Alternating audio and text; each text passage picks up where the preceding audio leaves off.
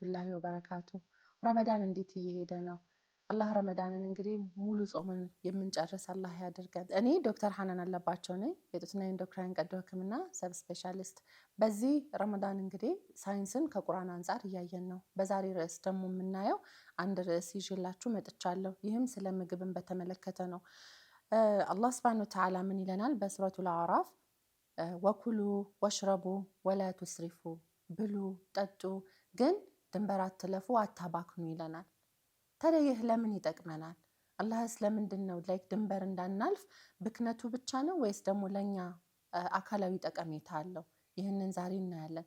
ብዙ ጊዜ እንግዲህ ብዙ ምግብ በምንመገብበት ጊዜ ሰውነታችን የሚፈልገውን ያክል ይወስድና ከዛ በተረፈ ያለውን ደግሞ ለማጠራቀም ይገደዳል። ያንን ሲያጠራቅም ደግሞ በስብ መልኩ ነው የሚያጠራቅመው። ከመጠን ያለፈ ክብደት መጨመር ይመጣል።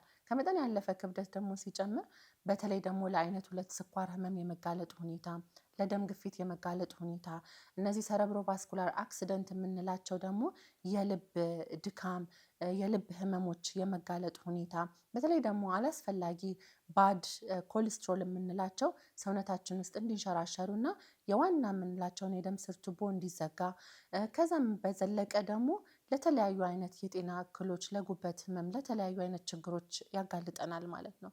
ስለዚህ ድንበር ያለፈ አመጋገብ በምንመገብበት ጊዜ እነዚህ ተጓዳኝ የሆኑ ችግሮችን፣ የጤና እክሎችን ያመጣል ማለት ነው። ከዛም በተጨማሪ ሰውነታችንን እንደፈለግን እንዳናዝ፣ ለኢባዳ እንድንዘናጋ፣ ከዛም በተጨማሪ ቤተሰብ ደግሞ የዕለት ተዕለት አክቲቪቲያችንን፣ ውሏችንን በበቂ ሁኔታ እንዳንወጣ፣ እናት ከሆነች ለልጆቿ በፈለገችው መንገድ ላደረስ፣ የስራ ላይ የሚገኝ ሰው ስራውን በብቃትና በጥራት እንዳይሰራ ሊዳርገው ይችላል ማለት ነው።